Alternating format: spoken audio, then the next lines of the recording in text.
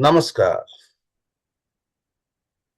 प्रिय भाई और भौणी बंधु और बांधव प्रिय श्रोता आमे आउ थरे आम ओडिया साब स्कूल पाठ आरंभ करने को जाऊछु जहा गत 3 मासरे आमे आलोचना करथिलो मार्ख लिखित सुसमाचार जो मार्ख जीशुख्रीष्ट अनेक आश्चर्य कार्य गुड़ाक दर्शाई आश्चर्य कार्य द्वारा से किपरि परमेश्वर को प्रदर्शन करछंती परिशेष मृत्युवरण करे स्वर्ग आरोहण करछंती। एही 3 मास जहा अक्टोबर नवंबर डिसेंबर 2024 तो शेष 3 मासर क्वार्टर रे आमे विशेष भाव आलोचना करिबा जहन लिखित सुसमाचार जहन लिखित सुसमाचार जो 3 मास आमे आलोचना करिबा जहन जीशुख्रीष्ट विषय कहते से प्रारंभ रे थिले जगत सृष्टि हेबा पूर्वे थिले आउ ताहांक द्वारा एही पृथ्वी भी सृष्टि होइछि बोली से कहउछन्ते। आउ जीशुख्रीष्ट जे कि एही जगत को आसिले आउ किपरि परमेश्वर को प्रेम को प्रदर्शन कले से विषय आमे विशेष भाव जो 3 मासरे आमे आलोचना करिबा। आउ आज यही सप्ताह पाठ विशेष भाव होउछि साइंस पॉइंट्स द वे माने चिन्ह गुड़िक बाट देखाए चिन्ह गुड़िक बाट देखाए। ताहले चलतु यहा आरंभ करबा पूर्वे आमे सदा प्रभु परमेश्वर नाम रे छोट प्रार्थना करिबा। हे आम्भमानक सर्वशक्ति सर्वज्ञानी प्रेमर सागर दयामय अंतर्जमी अनुग्रह परम पिता धन्यवाद अर्पण करुअछु। वर्तमान जो समय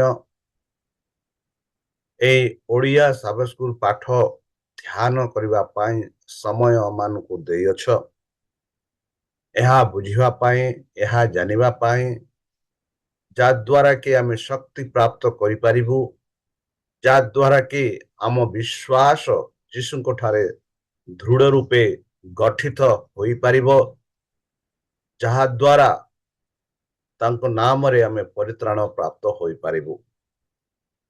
एथि जोगु तुम से आशीष तुम से साहाय्य से पवित्र आत्मा द्वारा मान को परिचालन कर जेपरि कि एही वाक्य एही साबस्कुल पाठ आमे बुझी पारिबु आउ सही वाक्य अनुसार निजको परिचालन करि पारिबु। तुम पुत्र जीशुख्रीष्ट जेबे कि बेघर थरे आसीबे सेते बेले आमानुके को वासस्थान दे बोली त्राणकर्ता प्रभु जीशु को मधुरमय नाम रे एई छोट भिक्षामा अछि सुनी ग्रहण कर आमेन। बंधु विशेष भाव रे आमे एही जो 3 मासरे ध्यान करबा को जाउ अछु ता होछि जहन लिखित सुसमाचार जहन लिखित सुसमाचार आओ एई जो सप्ताह पाठ होछि चिन्ह गुड़िक जहा पद प्रदर्शन करे बा बाट देखाए। ताहले चलतु आमे एही जो सप्ताह स्वर्ण पद ଦେଖିବା। ଏହି ସପ୍ତାହର ସ୍ୱର୍ଣ୍ଣ ପଦ ନିଆଯାଇଛି ଜହନ ଲିଖିତ 20:30-31। ସେଠି ଆମେ ପାଉଛୁ ଜହନ ଏହିପରି ଲେଖନ୍ତି ଯେ ଯୀଶୁ ଶିଷ୍ୟମାନଙ୍କ ସାକ୍ଷାତରେ ଏହିପରି ଅନେକ ଓ ବିଭିନ୍ନ ପ୍ରକାର ଆଶ୍ଚର୍ଯ୍ୟ କର୍ମ ସାଧନ କଲେ। ସେହି ସବୁ ଏହି ପୁସ୍ତକରେ ଲେଖା ହୋଇନାହିଁ। କିନ୍ତୁ ତୁମେମାନେ ଯେପରି ବିଶ୍ୱାସ କର ଯେ ଯୀଶୁ ଈଶ୍ୱରଙ୍କ ପୁତ୍ର ଖ୍ରୀଷ୍ଟ ଅଟନ୍ତି, ପୁଣି ବିଶ୍ୱାସ କରି ଯେପରି ତୁମ୍ଭେମାନେ ତାହାଙ୍କ ନାମରେ ଜୀବନ ପ୍ରାପ୍ତ ହୁଅ, ଏଥି ନିମନ୍ତେ ଏ ସମସ୍ତ ଲେଖାଯାଇଅଛି। ବନ୍ଧୁ, ଆଜି ଏହି ପୃଥିବୀରେ ଅନେକ ଧର୍ମଶାସ୍ତ୍ର ଅଛି। ଆଉ ସେହି ଯୋଉ ଧର୍ମଶାସ୍ତ୍ର ଅନେକ ଧର୍ମବାଦୀ ବା ଅନେକ ଧର୍ମ ତାଙ୍କ ଧର୍ମ ଅନୁସାରେ ସେଇ ଧର୍ମ ଯାହା ପବିତ୍ର ଶାସ୍ତ୍ର ମାନେ ବା କହୁ ସେହି ଗୁଡାକ ସେଠିରେ ଲେଖାଯାଇଅଛି। ଆଉ ବିଶେଷ ଭାବରେ ଖ୍ରୀଷ୍ଟିଆନ ମାନେ ଆମେ ବିଶ୍ୱାସ କରୁ ସେହି ଧର୍ମଶାସ୍ତ୍ର ଯାହା ଆମେ କହୁଅଛୁ ବାଇବଲ ଉପରେ ଆମେ ବିଶ୍ୱାସ କରୁଛୁ। ଯେହେତୁ ବାଇବଲ ସେହି ସତ୍ୟ ପରମେଶ୍ୱରଙ୍କ ବିଷୟରେ ସାକ୍ଷ୍ୟ ଦିଏ, ତାଙ୍କ ପ୍ରେମ ବିଷୟରେ କୁହେ, ଆଉ ବିଶେଷ ଭାବରେ ଯାହାକି ଆମେ ନୂତନ ନିୟମରେ ଦେଖିବା, ଯାହାକି ମାଥ୍ୟୁ, ମାର୍କ, ଲୁକ, ଜହନ। এই যে ମାଥ୍ୟୁ, ମାର୍କ, ଲୁକ, ଜହନ ରେ ଯୀଶୁ ପ୍ରଭୁ ଯାହା ଯାହା ଆଚାର୍ଯ୍ୟ କର୍ମ କରିଛନ୍ତି, ସେହି ଆଚାର୍ଯ୍ୟ କର୍ମ ଗୁଡାକ ଏଇ ଯୋଉ ଜହନ ପୁସ୍ତକରେ ଲେଖା ହୋଇନାହିଁ। ମାତ୍ର କିଛି କିଛି ଲେଖାଯାଇଅଛି, ସେଥିରେ ଆମେ ଧ୍ୟାନ କରିବା। ଆଉ ଜହନ କହନ୍ତି କି ଏହିପରି କି ଯେପରିକି ଆମେ ସେଇ ଯୀଶୁ ଖ୍ରୀଷ୍ଟଙ୍କ ଠାରେ ବା ଈଶ୍ୱରଙ୍କ ପୁତ୍ର ଖ୍ରୀଷ୍ଟଙ୍କ ଠାରେ ବିଶ୍ୱାସ କରି ଯେପରିକି ଆମ୍ଭେମାନେ ତାହାଙ୍କ ନାମରେ ଜୀବନ ପ୍ରାପ୍ତ ହେବା, ଆଉ ଏଥିଯୋଗୁ ଏଇ ଯୋଉ ଧର୍ମଶାସ୍ତ୍ର ଆମମାନଙ୍କ ପାଇଁ ଲେଖା ଯାଇଅଛି। ପବିତ୍ର ଆତ୍ମା ଶକ୍ତି ଏବଂ ପ୍ରଭାବରେ ଜହନ ଏହାର କାରଣ ବର୍ଣ୍ଣନା କରନ୍ତି। ସେ କହନ୍ତି ଯେ ଯଦିଓ ଖ୍ରୀଷ୍ଟଙ୍କ ଜୀବନ ବିଷୟରେ ଆହୁରି ଅନେକ କଥା ଲେଖାଯାଇପାରେ, ଯାହା ଆମେ ଜହନ 21:25 ପାଉଛୁ, ତଥାପି ସେ ଅନ୍ତର୍ଭୁକ୍ତ କରିଥିବା କାହାଣୀ ଗୁଡିକ ଏପରି ଭାବରେ ଲେଖାଯାଇଥିଲା ଯେ ଆମେ ବିଶ୍ୱାସ କରିପାରିବା ଯେ ଯୀଶୁ ଖ୍ରୀଷ୍ଟ ହେଉଛନ୍ତି ଖ୍ରୀଷ୍ଟ ଆଉ ପରମେଶ୍ୱରଙ୍କ ପୁତ୍ର, ଏବଂ ବିଶ୍ୱାସ କରିବା ଯେ ଆମ୍ଭମାନଙ୍କ ନାମରେ ଜୀବନ ବା ତାଙ୍କ ନାମରେ ଆମ୍ଭେମାନେ ଜୀବନ ପ୍ରାପ୍ତ ପାଇପାରିବା। ଏହି ସପ୍ତାହରେ ବିଶେଷ ଭାବରେ କିଛି ଚିହ୍ନ ଦିଆଯାଇଅଛି। ସେଇ ଚିହ୍ନ ଗୁଡାକ ଆମମାନଙ୍କୁ ସୂଚେତ କରାଯାଉଛି ଯେ ଯାହା ଆମେ ଦେଖୁଛୁ ଜହନ 2:1-11। ଯଦି ଜହନ 2:1-11 ପଢିବା, ସେଠି ଆମେ ଏକ ବିବାହ ର ଉଦାହରଣ ପାଉଛୁ। ସେଠି କାନା ବିବାହ ଭୋଜରେ ଯୀଶୁଙ୍କ ବିଷୟରେ ଆମେ ପାଉଛୁ।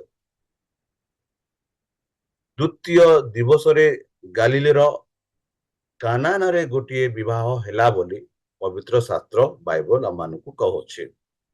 ଆଉ ଯୀଶୁଙ୍କ ମାତା ସେଠାରେ ଥିଲେ। ଯୀଶୁ ମଧ୍ୟ ଆପଣା ଶିଷ୍ୟମାନଙ୍କ ସହିତ ସେହି ବିବାହକୁ ନିମନ୍ତ୍ରଣ ହେଲେ ବୋଲି, ମାନେ ସେହି ବିବାହକୁ ନିମନ୍ତ୍ରଣ କରାଯାଇଥିଲା। ପରେ ଦ୍ରାକ୍ଷାରସ ସରିଯାଇ ଯିବାରୁ ଯୀଶୁଙ୍କ ମାତା ତାହାଙ୍କୁ କହିଲେ, ସେମାନଙ୍କ ଦ୍ରାକ୍ଷାରସ ନାହିଁ। ସେଥିରେ ଯୀଶୁ ତାଙ୍କୁ କହିଲେ, ଗୋ ନାରୀ, ମତେ କାହିଁକି ଏଥିରେ ଜଡ଼ିତ କରୁଅଛ? ମୋହର ସମୟ ଏପର୍ଯ୍ୟନ୍ତ ଉପସ୍ଥିତ ହୋଇନାହିଁ। ତାଙ୍କ ମାତା ପରିଚାଳକମାନଙ୍କୁ କହିଲେ, ସେ ତୁମମାନଙ୍କୁ ଯାହା କିଛି କହିଛନ୍ତି ତାହା କର। ଆଉ ସେଠାରେ ଯହୂଦୀମାନଙ୍କ ସୂଚୀକରଣ ରୀତି ଅନୁସାରେ 2 ବା 3 ମହଣିଆ 6 ଗୋଟା ପଥର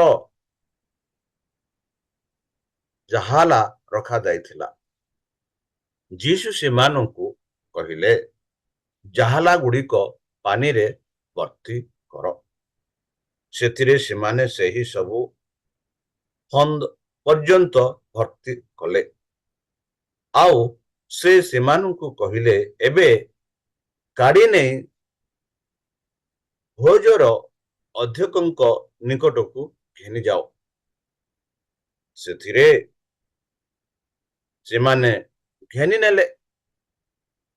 ଭୋଜର ଅଧ୍ୟକ୍ଷ ଦ୍ରାକ୍ଷାରସ ହୋଇଥିବା ସେହି ପାଣିକୁ ଚାଖି ତାହା କେଉଁଠାରୁ ଆସିଲା ଏହା ଜାଣି ନ ଥିବାରୁ ବରଙ୍କୁ ଡାକି କହିଲେ। ସେ କହିଲେ, ସମସ୍ତେ ପ୍ରଥମରେ ଭଲ ଦ୍ରାକ୍ଷାରସର ଦେଇଥାନ୍ତି, ଆଉ ଲୋକେ ମାତାଲ ହେଲା ଉତ୍ତାରେ ମନ୍ଦ ଦିଅନ୍ତି। ତୁମେ ଏପର୍ଯ୍ୟନ୍ତ ଭଲ ଦ୍ରାକ୍ଷାରସ ରଖିଅଛ।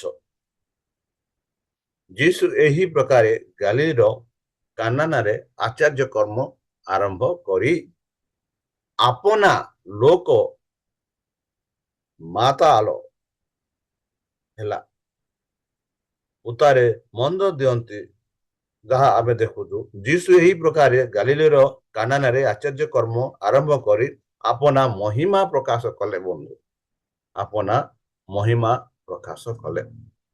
ବନ୍ଧୁ, ଯୀଶୁଙ୍କ ଜଳକୁ ମନ୍ଦରେ ପରିଣତ କରିବାର ଏକ ଚମତ୍କାର ପ୍ରଦର୍ଶନ। ଯୀଶୁ ଏହି ପୃଥିବୀକୁ ଆସିଥିଲେ, ଆଉ ଯେପରିକି ଲୋକେ ତାହାଙ୍କ ଆଚାର୍ଯ୍ୟ କର୍ମ ଦେଖିପାରିବେ ଆଉ ପରମେଶ୍ୱରଙ୍କ ଠାରେ ବିଶ୍ୱାସ କରିବେ, ଯେଉଁ କାହାଣୀ ଦ୍ୱାରା ଆମେ ଜାଣିପାରିବୁ। ଯେପରିକି ପରମେଶ୍ୱର ମୋଶାଙ୍କ ମାଧ୍ୟମରେ ଭବିଷ୍ୟତବାଣୀ କହିଥିଲେ, କଲେ ଯେ ସେ ମୋଶାଙ୍କ ପରି ଜଣେ ଭବିଷ୍ୟତ ବକ୍ତା ଆସିବେ। ଆଉ ପରମେଶ୍ୱର ଇସ୍ରାଏଲଙ୍କୁ ତାଙ୍କ କଥା ଶୁଣିବାକୁ କହିଲେ, ଯାହା ଆମେ ଜହନ 15:18 ପାଉଛୁ, ମାଥିଉ 17:5 ପାଉଛୁ, ପ୍ରେରିତ 7:37 ପାଉଛୁ କି ସେହି ଭବିଷ୍ୟତବାଣୀ ଥିଲେ ଯୀଶୁ। ଏବଂ ପୃଥିବୀରେ ଯୀଶୁ ତାଙ୍କର ପ୍ରଥମ ଚିହ୍ନ, ପ୍ରଥମ ଆଚାର୍ଯ୍ୟ କାର୍ଯ୍ୟ କରିଥିଲେ, ଯାହା କାନାନରେ ସେ କରିଥିଲେ। ଆଗକୁ ଆମେ ବଢିବା। ଗାଲିଲୀରେ ଦ୍ୱିତୀୟ ସଂକେତ ଯଦି ଆମେ ପଢିବା, ଜହନ ତାର 4:46-54 ସେଠିରେ ଆମେ ପାଉଅଛୁ ଏହିପରି। ଜହନ 4:46-54 ସେଠି ଜହନ ଲେଖନ୍ତି ଏହିପରି।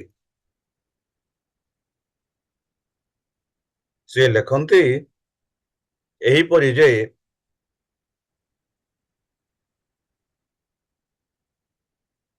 ଏଥିମଧ୍ୟରେ ଗାଲିଲୀରେ ଯେଉଁ କାନା ନଗରରେ ସେ ଜଳକୁ ଦ୍ରାକ୍ଷାରସ କରିଥିଲେ ସେ ସ୍ଥାନକୁ ସେ ପୁନର୍ବାର ଗଲେ।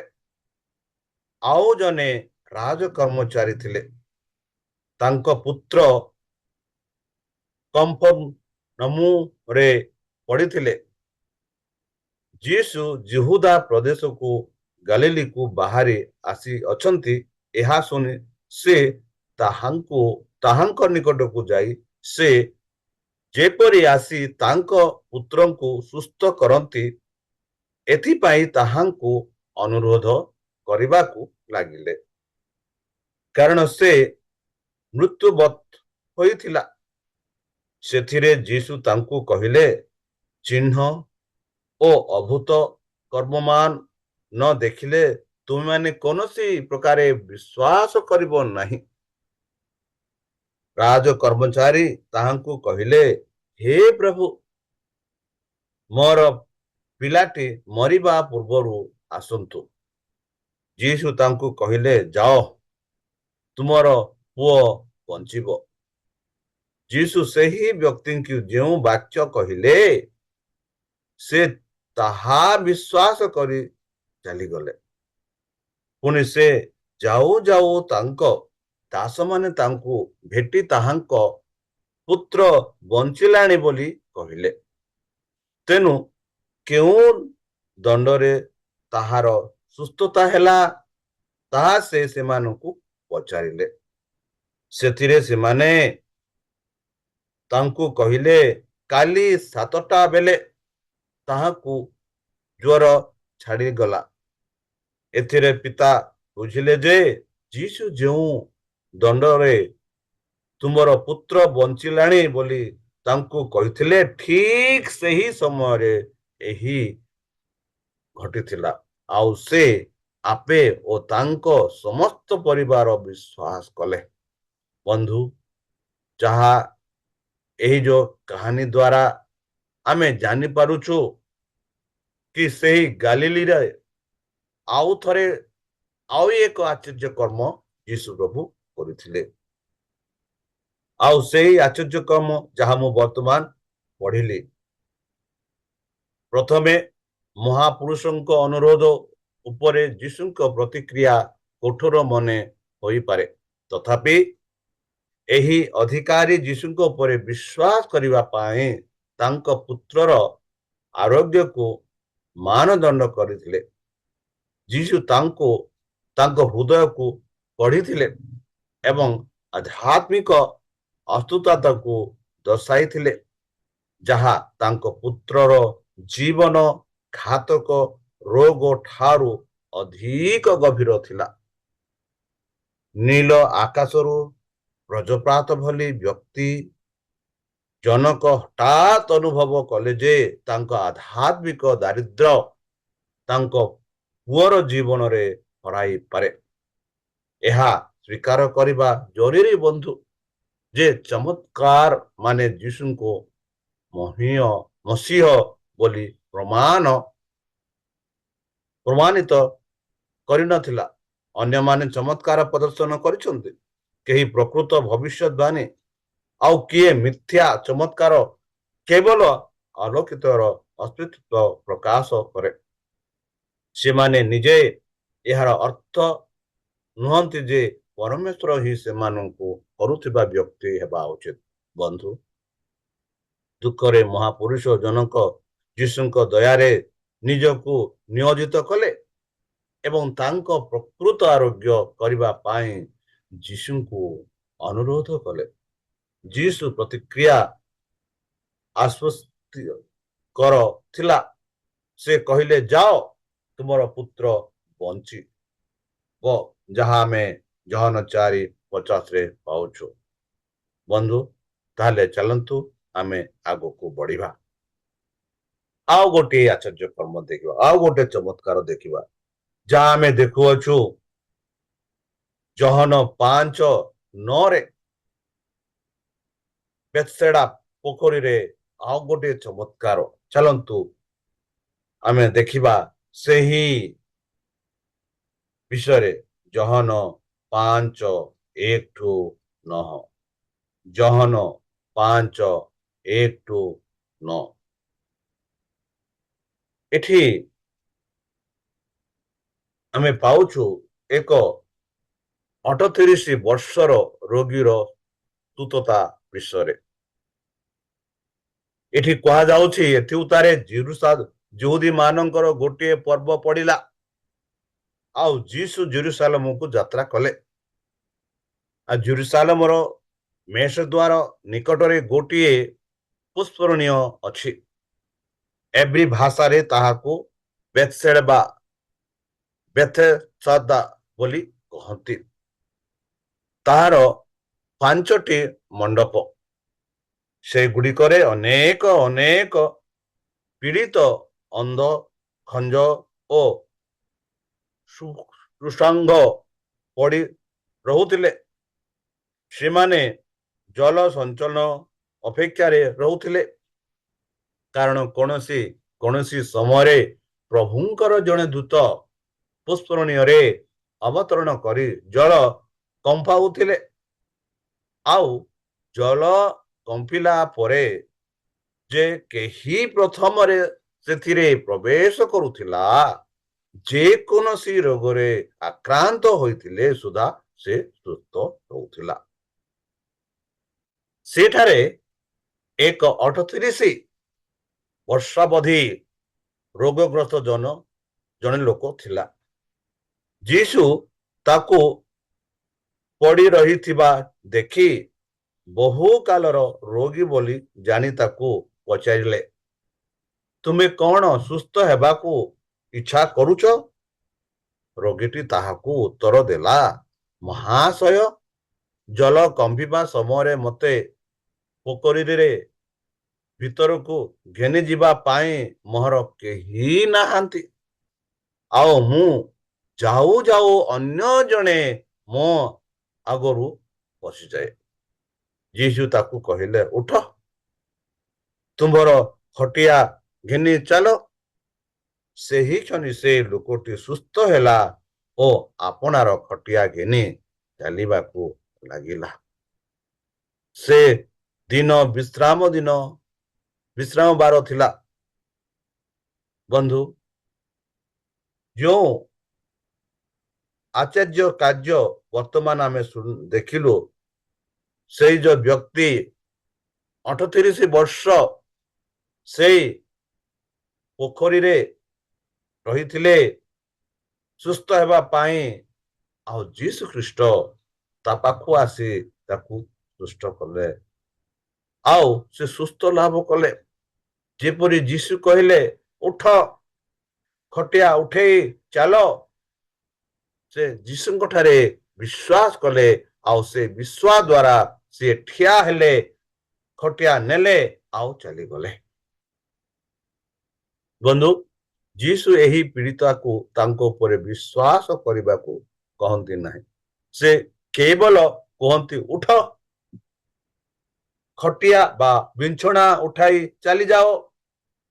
କିନ୍ତୁ ମନୁଷ୍ୟର ବିଶ୍ୱାସ ସେହି ଶବ୍ଦକୁ ଧରି ନେଇଥାଏ। ବନ୍ଧୁ, ପ୍ରତ୍ୟେକ ସ୍ନାୟୁ ଏବଂ ମାଂସପେଶୀ ନୂତନ ଜୀବନ ସହିତ ରୋମାଞ୍ଚିତ ହୁଏ ଏବଂ ସୁସ୍ଥ କ୍ରିୟା ତାଙ୍କ ପଙ୍ଗୁ ଅଙ୍ଗରୁ ଆସିଥାଏ। ବିନା ପ୍ରଶ୍ନରେ ସେ ଖ୍ରୀଷ୍ଟଙ୍କ ଆଦେଶ ମାନିବା ପାଇଁ ତାଙ୍କର ଇଚ୍ଛା ସ୍ଥିର କରନ୍ତି ଏବଂ ତାଙ୍କର ସମସ୍ତ ମାଂସପେଶୀ ତାଙ୍କ ଇଚ୍ଛାକୁ ପ୍ରତିକ୍ରିୟା ଦିଅନ୍ତି। ନିଜ ପାଦରେ ବସି ସେ ନିଜକୁ ଜଣେ ସକ୍ରିୟ ମନୁଷ୍ୟ ଭାବରେ ପାଇଲେ। ଯୀଶୁ ତାଙ୍କୁ ଈଶ୍ୱରଙ୍କ ସାହାଯ୍ୟରେ କୌଣସି ପ୍ରତିଶ୍ରୁତି ଦେଇନଥିଲେ। ଲୋକଟି ସନ୍ଦେହ କରିବା ବନ୍ଦ କରିଦେଇ ଥାଇପାରେ ଏବଂ ଆରୋଗ୍ୟ ହେବାର ଗୋଟିଏ ସୁଯୋଗ ହରାଇ ଦେଇପାରିଥାଏ, କିନ୍ତୁ ସେ ଖ୍ରୀଷ୍ଟଙ୍କ ବାକ୍ୟକୁ ବିଶ୍ୱାସ କଲେ ଏବଂ ତାଙ୍କ ଉପରେ ସେଇ ଯୋଉ କାର୍ଯ୍ୟ, ତାଙ୍କ କଥାରେ ସେ କାର୍ଯ୍ୟ କରିବାରେ ଲାଗିଲେ, ଆଉ କରିଲେ, ଆଉ ସେଥି ଯୋଗୁ ସେ ସୁସ୍ଥ ଲାଭ କଲେ। चलंतु आमे आउ गोटे कहानी देखिबा जहा जहन 5:10-16 रे आमे देखुछु कठिन हृदय आमे एक कठिन हृदय विषय आमे देखुअछु ताले चलंतु जहन से ही जहन 5:10-16 पढ़िबा जहन 5:10-16 सेठी आमे देखुअछु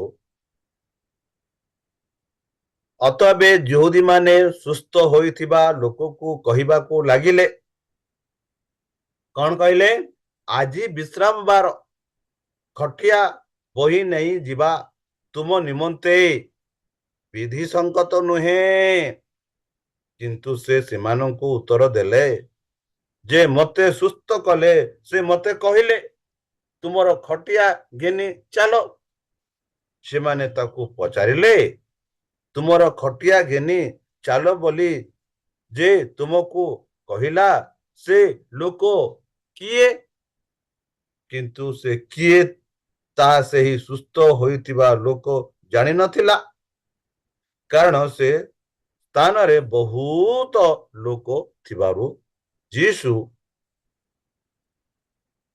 आगोचर रे चली जाइथिले या परे जीसु मंदिर रे ताहार देखा पाई ताकू कहिले देख तुमे सुस्थ होई अछ आउ पाप कर नहीं जेपरी तुम प्रति अधिक दुर्दशा न घटे से ही लोक चली जाई से ताकू सुस्थ करथिले से जीसु बोली यहूदी मानंकु कहला तेनु जीसु विश्राम बार रे एहा करुथिबाकू यहूदी माने ताहाकू ताड़ना करिबाकू आइले बंधु जीसु विश्राम बार रे ए जो व्यक्ति को सुस्थ कले बोली तांकर मन चिंता धारणा थिला मात्र से माने कृष्णक ठारे प्रशंसा कले नहीं कि एक व्यक्ति जे कि 38 वर्ष दे से जो पोखरी रे थिले आ कृष्ण ताकू सुस्थ करिसंती ताकू प्रशंसा न करी ताकू किए सुस्थ करिसंती आ को दिन रे करिसंती सेही प्रश्न को सेही दिन को धरी से माने यीशु को विश्वास कले नहीं आओ षडयंत्र कले आओ ताड़ना करिबारु तो ताड़ना देवा को आरंभ कले बोली आमे देखुछु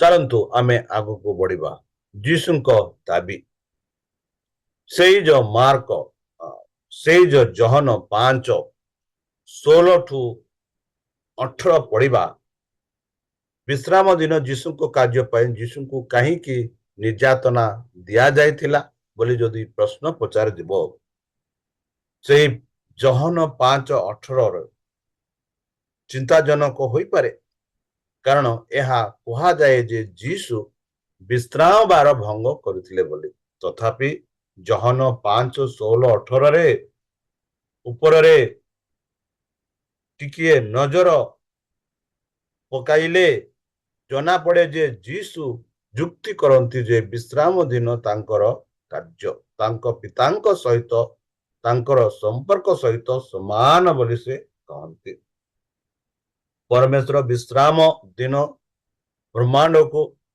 बजाय रखिबा बंद करंती नहीं फल स्वरूप यीशु को विश्राम कार्य तांक देवत्व दाबीर एक अंश थिला धार्मिक नेता माने कथित विश्राम भंग एवं ईश्वर प्रति समानता दाबी आधार रे तांको निर्यातना देथिले जदि आमे जहन 5:19-47 पढ़िबा सेठी आमे पाउछु कि जीसु तीनोटी पर्याय तांको कार्य को रक्षा करंती प्रथम से पितांक सहित तांकर अंतरंग संपर्क विषय वर्णना करंती जहा कि ଜହନ ଜହନ 5:19-30 ଆମେ ପାଉଛୁ।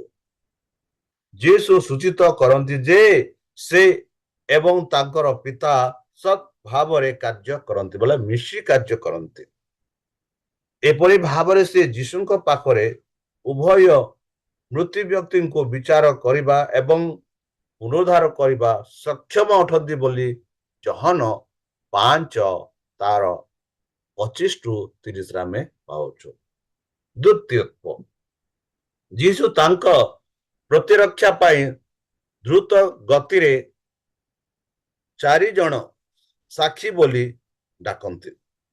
ବାପ୍ତିସ୍ମ 1 ଜହନ 5:31-32, ଯୀଶୁ କରୁଥିବା ଚମତ୍କାର ଜହନ 5:36, ପିତା 2 ଜହନ 5:37-38 ଏବଂ ଶାସ୍ତ୍ର ଜହନ 5:39। ଏହି ସାକ୍ଷୀମାନଙ୍କ ମଧ୍ୟରୁ ପ୍ରତ୍ୟେକଙ୍କ ଯୀଶୁଙ୍କ ସପକ୍ଷରେ ସାକ୍ଷ୍ୟ ଦିଅନ୍ତି ବୋଲି ଆମେ ଦେଖୁଅଛୁ। ଶେଷରେ ଯାହା ଜହନ 5:40-47ରେ ଯୀଶୁ ତାଙ୍କ ଦୋଷୀମାନଙ୍କ ସମ୍ମୁଖରେ ସେମାନଙ୍କ ନିନ୍ଦା ଉପସ୍ଥାପନା କରନ୍ତି, ଯାହା ତାଙ୍କ ସେବା ଏବଂ ସେମାନଙ୍କ ଆତ୍ମା ଅନୁସନ୍ଧାନ ମଧ୍ୟରେ ଥିବା ପାର୍ଥକ୍ୟକୁ ପ୍ରକାଶ କରୁଅଛି। ଯୀଶୁ କହନ୍ତି ସେମାନଙ୍କର ନିନ୍ଦା ମୂଷାଙ୍କ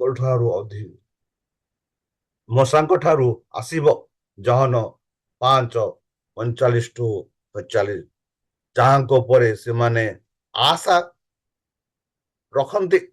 ଏହିପରି ଯୀଶୁ କହନ୍ତି। ବନ୍ଧୁ, ପରିଶେଷ ଯୀଶୁ ତାଙ୍କ ଦିବ୍ୟାଙ୍ଗ ଲୋକଙ୍କୁ ଈଶ୍ୱରୀୟ ସାହାଯ୍ୟରେ କୌଣସି ପ୍ରତିଶ୍ରୁତି ଦେଇନଥିଲେ। ଲୋକଟି ସନ୍ଦେହ କରିବା ବନ୍ଦ କରି ଦେଇଥିବା ପରେ ଏବଂ ଆରୋଗ୍ୟ ହେବାର ଗୋଟିଏ ସୁଯୋଗ ପାଇପାରେ, କିନ୍ତୁ ସେ ଖ୍ରୀଷ୍ଟଙ୍କ ବାକ୍ୟକୁ ବିଶ୍ୱାସ କଲେ ଏବଂ ତାହା ଉପରେ କାର୍ଯ୍ୟ କରିବାକୁ ସେ ଶକ୍ତି ପାଇଲେ। ସମାନ ବିଶ୍ୱାସ ଦ୍ୱାରା ଆମେ ଆଧ୍ୟାତ୍ମିକ ଆରୋଗ୍ୟ ପାଇପାରିବା। ବନ୍ଧୁ, ଆଜି ବି ସେହି ସମୟରେ ଯୀଶୁଙ୍କୁ ବିଶ୍ୱାସ କଲେ, ଆଜି ବି ଯଦି ଆମେ ଯୀଶୁଙ୍କ ଠାରେ ବିଶ୍ୱାସ କରିବା, ସେହି ଯୋ ଆଧ୍ୟାତ୍ମିକ ଆରୋଗ୍ୟ ଆମେ ପ୍ରାପ୍ତ ହୋଇପାରିବା। ପାପ ଦ୍ୱାରା ଆମେ ପରମେଶ୍ୱରଙ୍କ ଜୀବନରୁ ବିଚ୍ଛିନ୍ନ ହୋଇଅଛୁ। ବନ୍ଧୁ, ଆମର ଆତ୍ମା ସ୍ୱସ୍ଥଶୀଳ ଭାବି ଚାଲିବାରେ ସକ୍ଷମ ନପୁଂସ ମନୁଷ୍ୟ ଠାରୁ ଆମେ ପବିତ୍ର ଜୀବନ ଯାପନ କରିବାରେ ଆଉ ସକ୍ଷମ ନାହିଁ।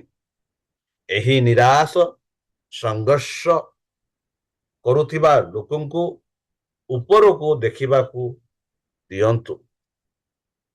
ତ୍ରାଣକର୍ତ୍ତା ତାଙ୍କ ରକ୍ତ କିଣିବାରେ ମୁଣ୍ଡ ନୁଆଇ ଅବ୍ୟକ୍ତ ଲୋକମାନଙ୍କୁ କୋମଳତା ଓ ଦୟାରେ କୁହନ୍ତି, ତୁମକୁ ସମ୍ପୂର୍ଣ୍ଣ କରାଯିବ କି ସେ ତୁମକୁ ସ୍ୱସ୍ଥ ଓ ଶାନ୍ତିରେ ଉପସ୍ଥାପନା ଦେବାକୁ ଆଶା କରୁଛନ୍ତି। ବନ୍ଧୁ, କଣ ସେହି ଯୀଶୁଖ୍ରୀଷ୍ଟ ଯେ କି ଆମମାନଙ୍କ ପାଇଁ ଏହି ପୃଥିବୀକୁ ଆସିଲେ, ଅନନ୍ତ ଜୀବନ ଦେବା ପାଇଁ ସେ ଆସିଥିଲେ। ସେହି ଅନନ୍ତ ଜୀବନ ଆମେ ପାଇବା ପାଇଁ ଇଚ୍ଛା କରୁଛୁ କି? ସେ ଆମର କଷ୍ଟ, ବାଧା, ଦୁଃଖ, ଅସୁସ୍ଥତା ସବୁ ଦୂର କରିବା ପାଇଁ ସେ ଆମମାନଙ୍କୁ ଆଶ୍ୱାସନା ଦେଉଅଛନ୍ତି। ଆଉ ପବିତ୍ର ଶାସ୍ତ୍ର ବାଇବଲରେ ଏହା କହୁଅଛି। ତାହେଲେ ଚାଲନ୍ତୁ ସେ ଯୀଶୁ ଖ୍ରୀଷ୍ଟଙ୍କ ଠାରେ ଆମେ ବିଶ୍ୱାସ କରିବା। ଯେପରିକି କାନାନରେ ଯେଉଁ ଆଶ୍ଚର୍ଯ୍ୟ କର୍ମ କରିଥିଲେ, ଯେପରି ସେଇ ଯୋ ପୁତ୍ରକୁ ସେ ତାର ଜ୍ୱରରୁ ସୁସ୍ଥ କରିଥିଲେ, ଆଉ ଯେଉଁ ବ୍ୟକ୍ତି 38 ବର୍ଷ ସେଇ ପୋଖରୀରେ ପଡିଥିଲେ ତାକୁ ସୁସ୍ଥ କଲେ, ଆଉ ଯେପରି ସେମାନେ ଯୀଶୁ ଖ୍ରୀଷ୍ଟଙ୍କ କଥା ମାନିଲେ, ବିଶ୍ୱାସ କଲେ, ଆଉ ସେହି ମୁହୂର୍ତ୍ତରେ ସେମାନେ ସ୍ୱାସ୍ଥ୍ୟ ଲାଭ କଲେ। ହୋଇପାରେ ଆମମାନଙ୍କ ଜୀବନରେ କିଛି ଦୁଃଖ କଷ୍ଟ ବାଧା ଅସୁସ୍ଥତା ରହିଅଛି, ଯଦି ଆମେ ସେହି ଯୀଶୁଖ୍ରୀଷ୍ଟଙ୍କ ଠାରେ ବିଶ୍ୱାସ କରିବା ଆଉ ସେଇ ବିଶ୍ୱାସରେ ଯଦି ଆମେ ଯୀଶୁଖ୍ରୀଷ୍ଟଙ୍କୁ ମାଗିବା ପ୍ରାର୍ଥନା କରିବା, ନିଶ୍ଚିତ ରୂପେ ସେ ଆମ ପ୍ରାର୍ଥନା ସେ ଶୁଣିବେ। ତାହେଲେ ଚାଲନ୍ତୁ ସେହି ସଦାପ୍ରଭୁ ପରମେଶ୍ୱରଙ୍କ ଠାରେ ଆମେ ବିଶ୍ୱାସ ରୂପେ ପ୍ରାର୍ଥନା କରିବା। ହେ ଆମ୍ଭମାନଙ୍କ ସର୍ବଶକ୍ତି ସର୍ବଜ୍ଞାନୀ ପ୍ରେମର ସାଗର ଦୟାମୟ ଅନ୍ତର୍ଜମୀ ଅନୁଗ୍ରହ ପରମ ପିତା, ଧନ୍ୟବାଦ ଅର୍ପଣ କରୁଅଛୁ। ବର୍ତ୍ତମାନ ଯେଉଁ ଆଶ୍ଚର୍ଯ୍ୟ କାର୍ଯ୍ୟ ଗୁଡାକ ଯୀଶୁ କରିଥିଲେ ଆଉ ଯେଉଁ ଯେଉଁ ବ୍ୟକ୍ତିମାନେ ସେଇ ଆଶ୍ଚର୍ଯ୍ୟ କାର୍ଯ୍ୟରେ ସହଯୋଗୀ ହୋଇ ସ୍ୱସ୍ଥ ଲାଭ ହୋଇଥିଲେ ଆଉ ତାଙ୍କ ବାକ୍ୟ ଠାରେ ବିଶ୍ୱାସ କରୁଥିଲେ ଆଉ ତାଙ୍କ ବିଶ୍ୱାସ ଦ୍ୱାରା ସେମାନେ ସ୍ୱାସ୍ଥ୍ୟ ଲାଭ କରୁଥିଲେ, ସେପରି ଆମମାନଙ୍କୁ ବିଶ୍ୱାସ କରିବା ପାଇଁ ଆଶୀର୍ବାଦ କର, ଶକ୍ତି ପ୍ରଦାନ କର, ଜ୍ଞାନ ପ୍ରଦାନ କର, ଯେପରି ତୁମ ବାକ୍ୟରେ ଆମେ ବିଶ୍ୱାସ କରିପାରିବୁ। ଆଉ ପରିଶେଷ ଯେବେ ତୁମ ସେହି ସହସ୍ରଦୂତଙ୍କ ସହ ଏହି ପୃଥିବୀକୁ ଆସିବେ, ସେତେବେଳେ ଆମମାନଙ୍କୁ ବାସସ୍ଥାନ ଦିଅ ବୋଲି ତ୍ରାଣକର୍ତ୍ତା ପ୍ରଭୁ ଯୀଶୁଙ୍କ ମଧୁରମୟ ନାମରେ ଏହି ଛୋଟ ବିକ୍ଷମ ଅଛି, ତୁମେ ଗ୍ରହଣ କର। ଆମେନ୍।